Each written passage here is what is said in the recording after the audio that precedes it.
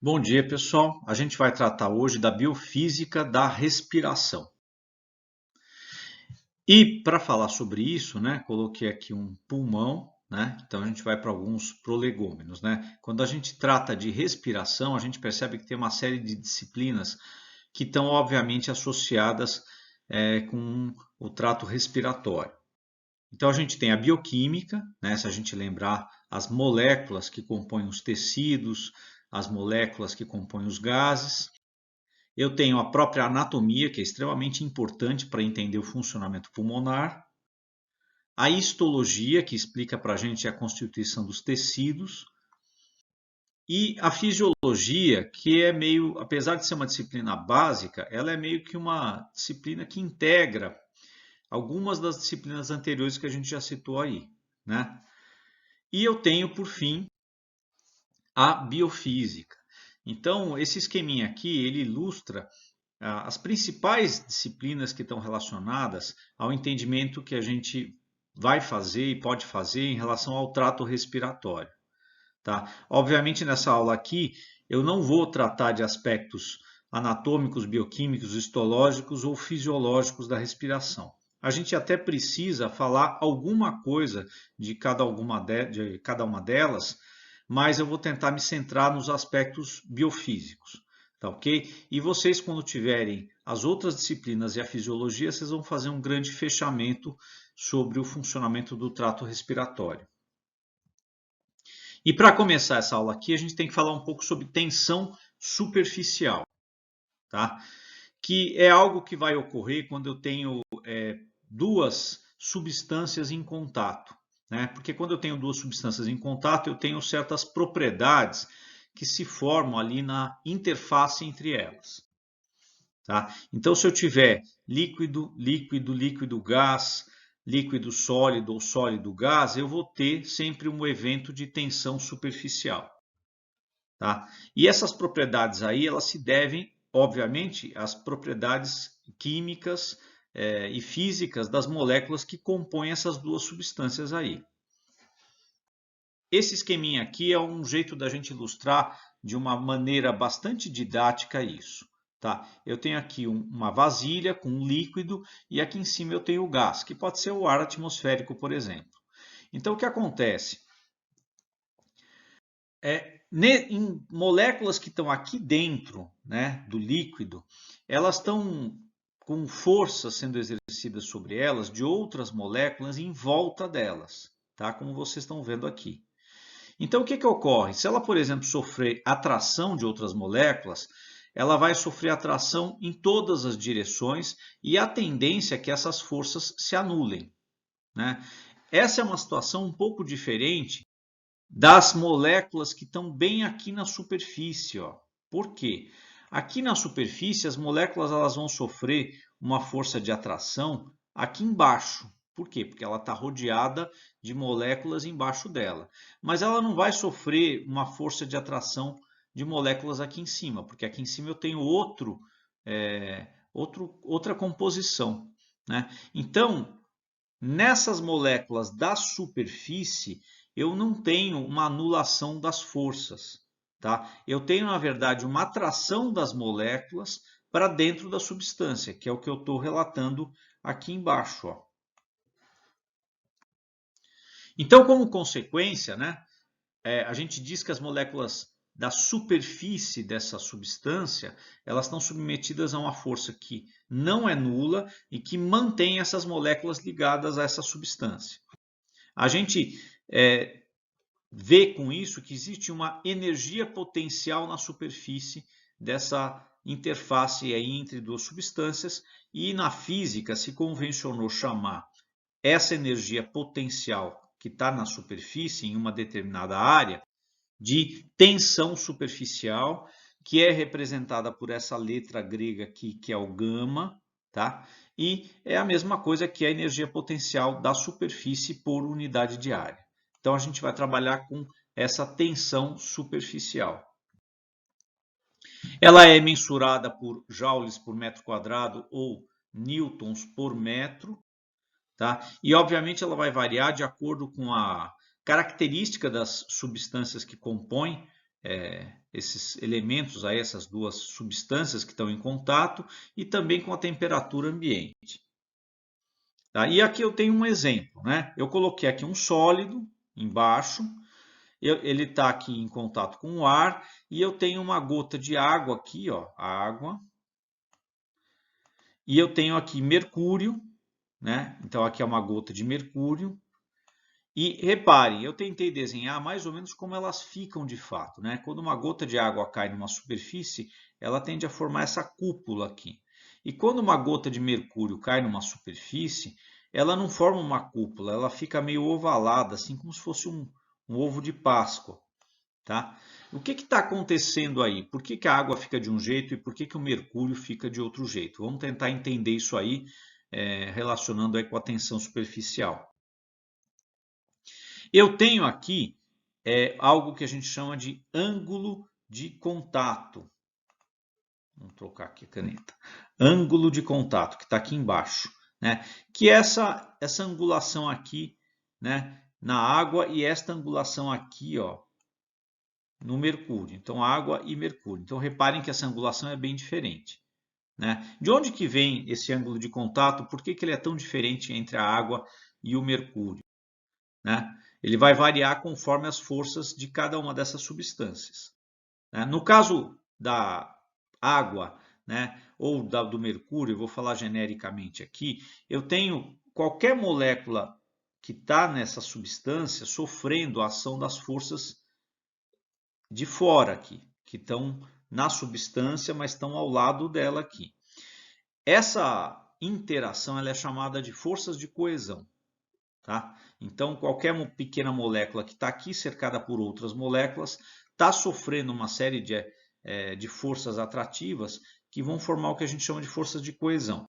Já a molécula que está aqui na interface, ó, eu estou aqui até desenhando, que está na interface entre uma substância e outra, o que acontece? Ela está sofrendo a ação das moléculas de outra substância também. Então, ela está sofrendo aqui um conjunto de forças diferente, porque esta substância aqui é diferente desta, e a gente vai chamar essas forças aí, às quais essa pequena molécula está submetida, de forças de adesão. Então, eu tenho forças de coesão, que são as forças que dão coesão para as moléculas internas desta substância, e eu tenho forças de adesão que fazem uma espécie de adesão entre as moléculas que estão aqui na interface e essa outra substância que está aqui embaixo. Tá? Então, forças de coesão e forças de adesão. Se as minhas forças de coesão forem menores do que as forças de adesão, o que vai ocorrer? Eu vou ter essa situação da gota de água. Tá? Então, a tendência vai ter uma área maior desse líquido, que é a água, em contato com essa superfície sólida. E com isso, o ângulo aqui de contato, ele fica maior que 90 graus. Esse ângulo é chamado de θ, tá? Que é uma letra grega também.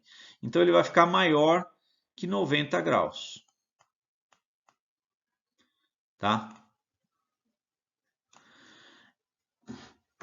Já quando eu tenho o mercúrio, eu vou ter as forças de coesão maiores do que as forças de adesão. Então, é como se as moléculas aqui dentro do mercúrio estivessem se puxando. Então, elas são maiores do que a força que atrairia as moléculas aqui na superfície a ficarem aderidas a esta superfície. Com isso, a tendência do mercúrio é formar uma bola.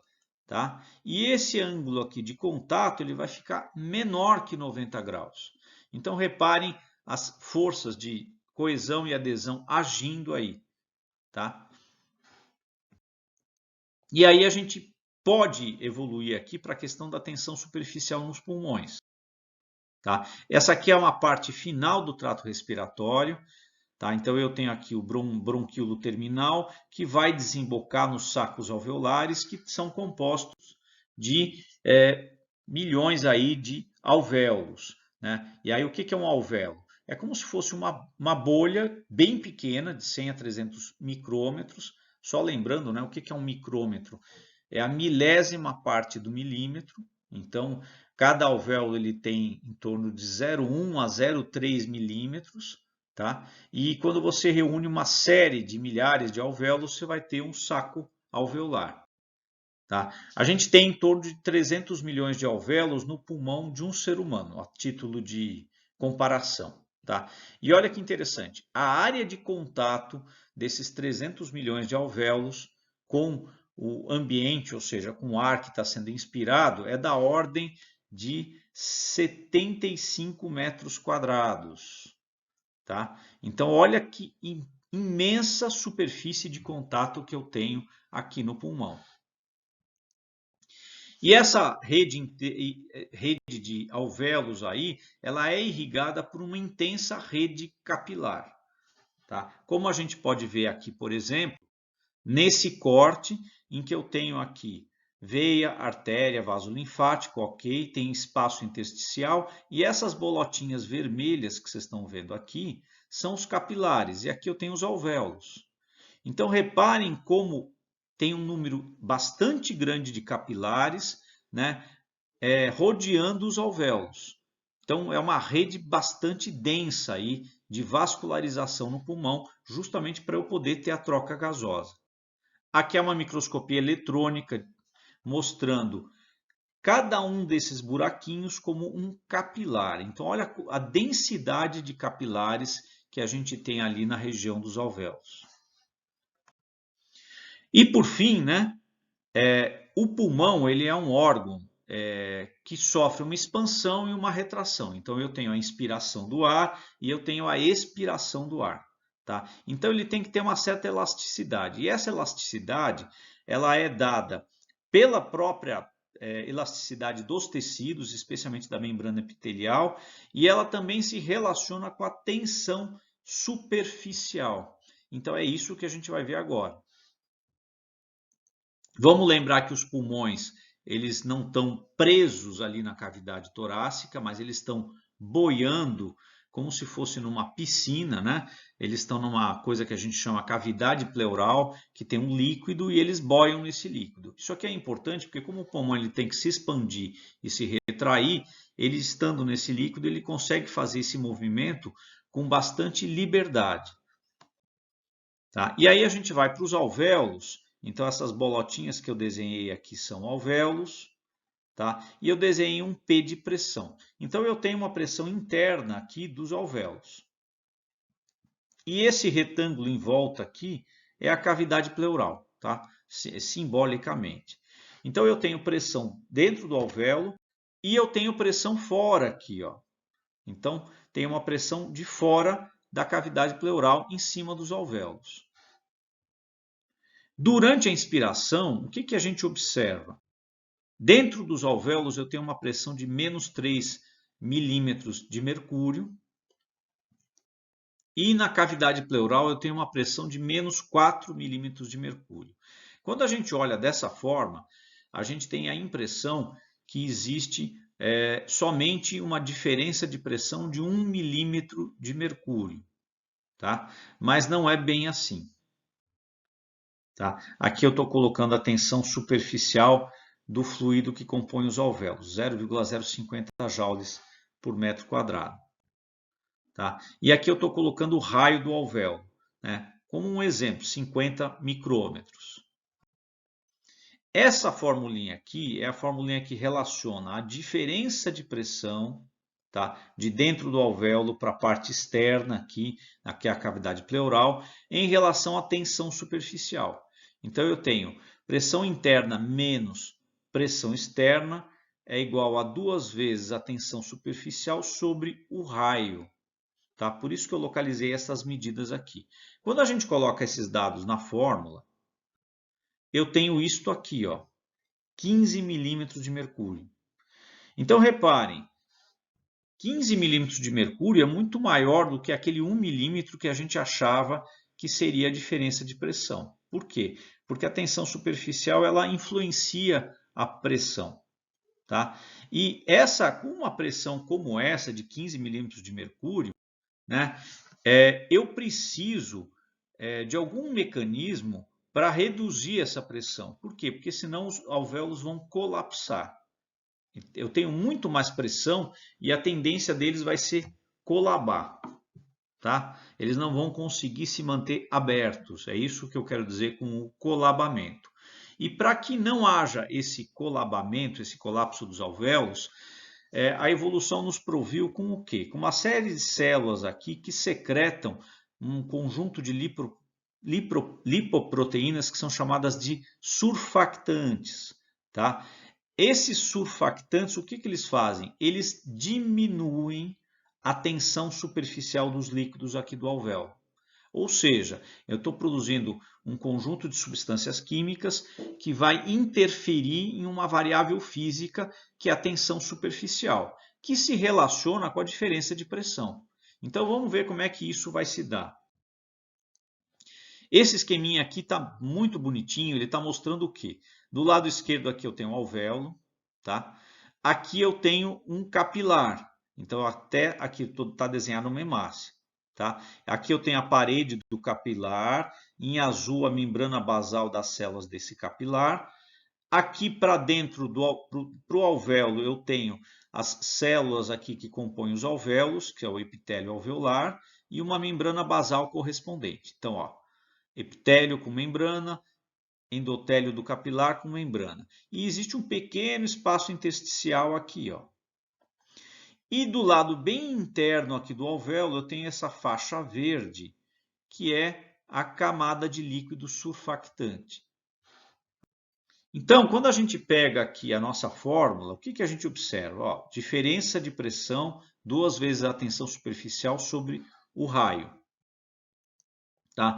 Se eu diminuo a tensão superficial, automaticamente eu diminuo a diferença de pressão. Tá? Eu coloquei aqui um exemplo embaixo para vocês enxergarem isso em termos matemáticos simples. Né? Se eu tiver inicialmente essa situação, 4 em cima e 2 embaixo, nesta parte da fórmula, se eu modificar a tensão superficial, que é o numerador, olha o que ocorre. Eu posso chegar na metade do resultado da fórmula anterior. Então, se eu reduzir de 4 para 2, ao invés de eu ter 2 de diferença de pressão, eu vou ter 1. Então, a redução pela metade da diferença de pressão. Então, dá para perceber que mexer na tensão superficial mexe na diferença de pressão. E com isso eu consigo equilibrar ali a diferença de pressão para um valor que evite o colapso dos alvéolos. Tá? Então, aquilo que eu disse, né? E essa diminuição aí, ela é especialmente importante em um momento. E aí abro um parênteses aqui, né? O trato respiratório, ele é uma coisa complexa de se estudar, por quê? Porque eu tenho inspiração e expiração. Então, em termos fisiológicos, são estados muito diferentes ali. E esse processo de diminuir a tensão superficial vai ser mais importante quando? Quando eu tiver a expiração. Por quê? Porque eu estou liberando o ar para fora, então eu estou reduzindo a pressão dos gases que estão internos lá nos alvéolos, e ao mesmo tempo, quando eu expiro, os alvéolos diminuem.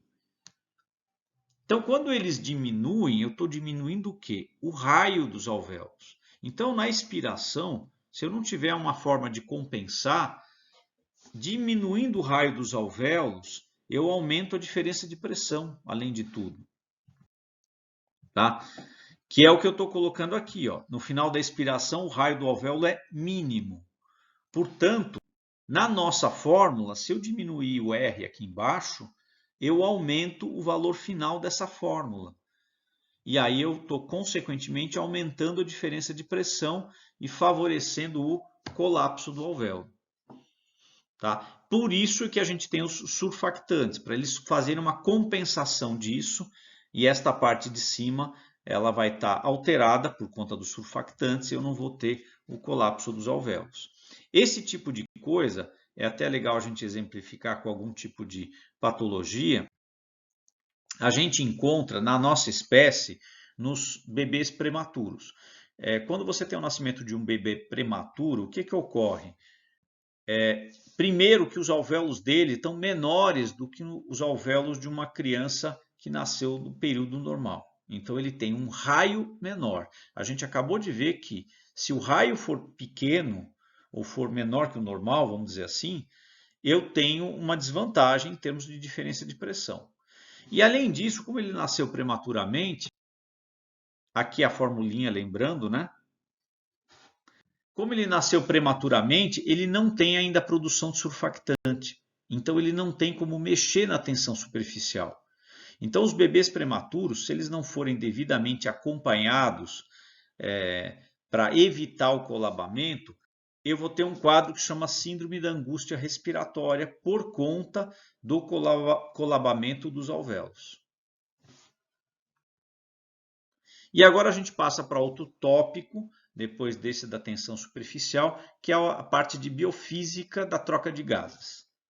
Tá? De novo o nosso esqueminha aqui do lado, né? Mostrando o alvéolo, capilar aqui com sangue dentro, aqui tem uma hemácia. Aí eu tenho o endotélio dos capilares, o epitélio do alvéolo, né, as suas membranas basais respectivas, o material intersticial aqui e aqui a substância surfactante. E eu tenho troca de gases, né, oxigênio e dióxido de carbono. Né? A gente capta oxigênio para oxigenar os tecidos, tá? Ele vai entrar dentro da respiração celular, o oxigênio, e eu elimino pelo pulmão dióxido de carbono e água. Tá? Então eu tenho essa troca aqui, troca gasosa. O que interessa para nós é o oxigênio e o dióxido de carbono. Uma série de fatores afetam a difusão destes gases. Então, tanto do oxigênio do alvéolo para o sangue, quanto o dióxido de carbono do sangue para o alvéolo para ser eliminado pela respiração. Tá? A primeira coisa é a pressão parcial do gás. Tá? Por quê? Só relembrando, né, o que é difusão, né, que é algo que a gente já viu em aulas anteriores, que é algo diferente de osmose. Na osmose, eu tenho uma difusão seletiva através de uma membrana semipermeável. Tá? Na difusão, eu tenho uma série de moléculas que estão ali vibrando, porque elas têm uma certa energia cinética, então elas estão ali se chocando e se mexendo. A tendência é que as moléculas de um local em que elas estão mais concentradas vão se chocando e vão se espalhando para locais que têm menos moléculas. Tá? O lugar que tem menos molécula, ele também vai se espalhar, mas como eu tenho muito menos molécula, o impacto vai ser menor. Então a tendência é você ter a passagem de moléculas de onde está mais concentrado para onde está menos concentrado. Tá? Aqui eu estou salientando que a energia vem da energia cinética dessas moléculas. Se eu tiver 0 Kelvin, por exemplo, aí eu não tenho energia cinética nenhuma. Então aí eu não vou ter difusão. Tá? Mas acima do 0 Kelvin eu tenho alguma energia cinética que vai fazer com que as moléculas do gás se difundam. Tá? E a difusão, aquilo que eu falei da difusão ocorrer de uma zona mais concentrada para uma zona menos concentrada, conforme esse esquema que eu vou mostrar aqui.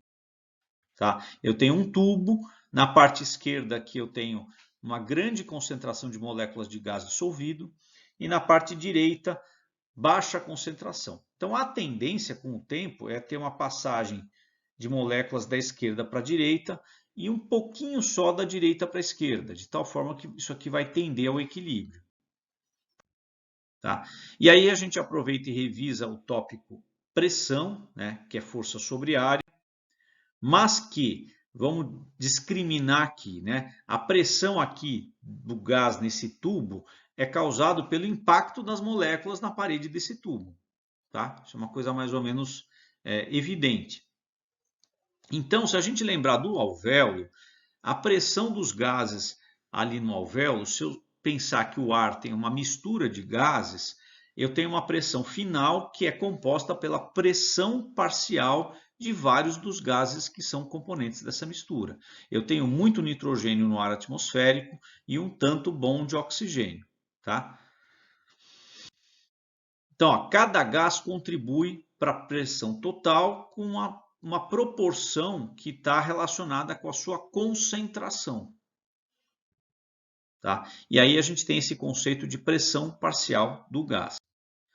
Tá? Então, aqui a gente falou da pressão parcial do gás, mas relacionado a isso, eu tenho uma outra variável, que é a solubilidade do gás. Tá? Então, aqui a pressão parcial do gás, que se relaciona com a sua concentração, mas se relaciona também com o seu coeficiente de solubilidade. Tá? O que é esse coeficiente de solubilidade? A gente toma como base a água, né? E a gente observa que algumas moléculas elas são atraídas pelas moléculas da água, enquanto outras são repelidas pelas moléculas da água.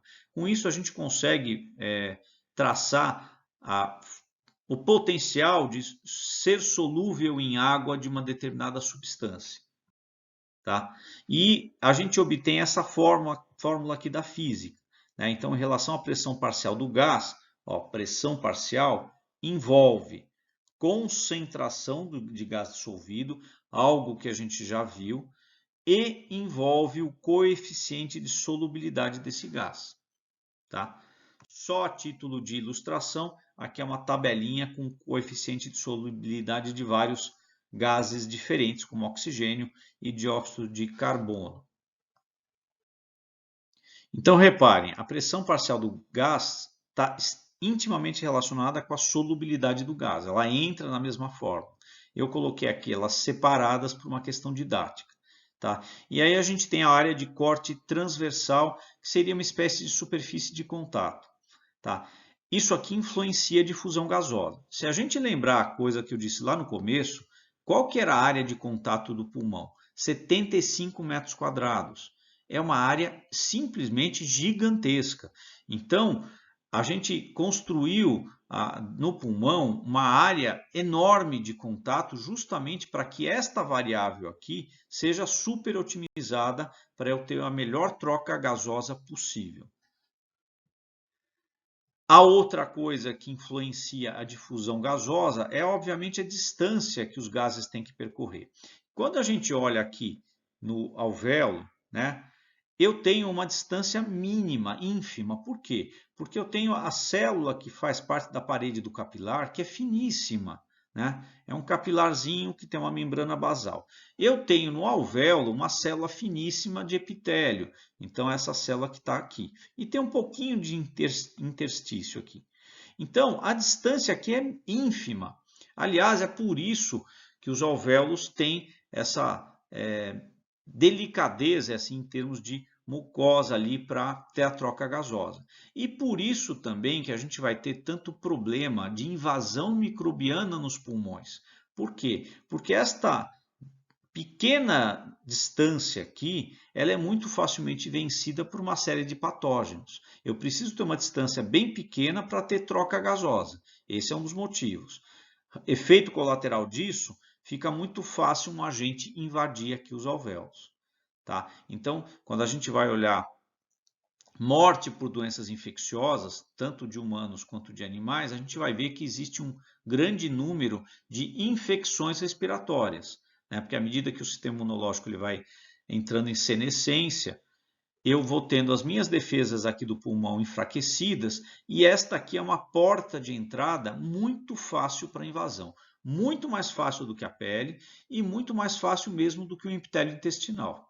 Tá? É muito delicada essa interface aqui entre alvéolo e o capilar.